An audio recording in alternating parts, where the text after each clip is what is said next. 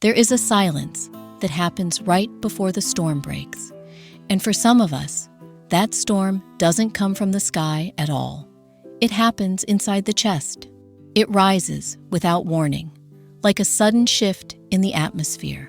One moment you're standing in the middle of an ordinary day, and the next, something inside you begins to tremble. A panic attack is not just a high level of stress. It is a physical hijacking. It is the feeling of the oxygen leaving the room, the heart trying to hammer its way out of the ribs, and the mind suddenly convinced that everything is coming to an end. In those moments, logic doesn't help much because the body has taken over the conversation. The nervous system pulls the fire alarm, and everything else gets drowned out by the sirens. You can know, intellectually, that you are safe, that nothing catastrophic is happening, but your body refuses to believe it.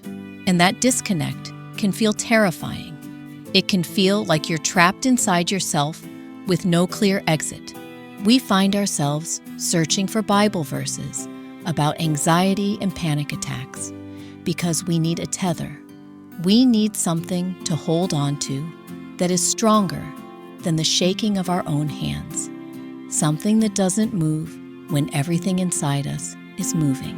It is a lonely experience, even if you are in a room full of people, because no one else can see the invisible earthquake happening beneath your skin. They see your face, your posture, your attempt to appear composed, but they cannot feel the internal storm that is swallowing your breath. And in that loneliness, we want to know that there is a place for this intensity in the spiritual life, that we aren't broken beyond repair because our nervous systems have hit the alarm button. That faith does not require us to be calm at all times, that God is not disappointed in us for having a body that trembles. We are looking for a word that can reach us even when we can't catch our breath, a word that doesn't demand we be composed before we approach it. In the middle of his own deep distress, the psalmist wrote words that feel like a hand reaching out through the fog. Psalm 34, verse 18 says, "The Lord is nigh unto them that are of a broken heart, and saveth such as be of a contrite spirit." To be nigh means to be near, to be close enough to touch. When you are in the grip of panic, the world feels very far away. Your thoughts scatter, your senses distort, your body feels like a stranger. But this verse suggests that God is moving in the opposite direction. He is not stepping back from your distress. He is stepping toward it. Think about a lighthouse in a thick mist. You might not be able to see the land or the stars, but that rhythmic beam of light keeps cutting through the gray, reminding you that there is something solid nearby, something unmoving, something that does not panic when you panic. God's presence isn't dependent on our ability to feel calm. He is near in the shaking. He is near in the gasping for air. He is near when your hands tremble and your thoughts spiral. We can stop trying to perform a sense of peace we don't feel and simply acknowledge that we are currently in the storm. These Bible verses about anxiety and panic attacks tell us that we don't have to be whole to be heard. We don't have to be steady to be loved. We can be completely falling apart and still be held within the boundaries of a love that doesn't blink or turn away from our terror. A love that does not shame us for our fragility. A love that understands the language of trembling. What if we stopped seeing these moments as a sign that we are failing at faith? What if a panic attack is not a spiritual flaw, but simply the body's way of crying out for help?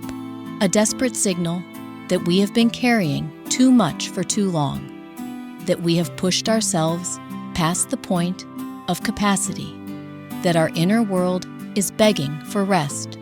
When we stop fighting the feeling and instead offer it up as a raw, wordless prayer, something in the atmosphere begins to change.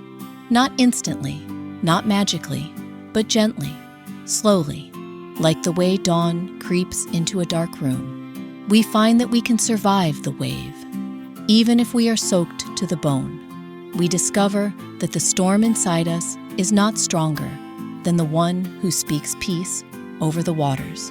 The Apostle Paul gives us a beautiful image of what happens when we invite peace into our chaos.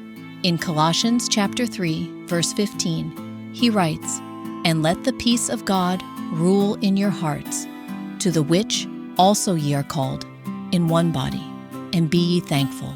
The word rule here has the flavor of an umpire or a referee. In a sporting match, the umpire is the one who keeps things from descending into total confusion. They set the boundaries and call the plays. They decide what counts and what doesn't. When panic tries to take over the game, we can ask the peace of God to step in as the referee, not to erase the panic instantly, but to keep it from becoming the only voice in the room. Imagine the process of tuning an instrument. If one string is pulled too tight, it creates a jarring, painful sound. The tuner doesn't cut the string. They gently turn the peg until the tension is just right, and harmony is restored. Our bodies sometimes get pulled too tight by the demands of life, by grief, by exhaustion, by fear, by pressure we never asked for. Allowing God's peace to rule means letting Him adjust our tension.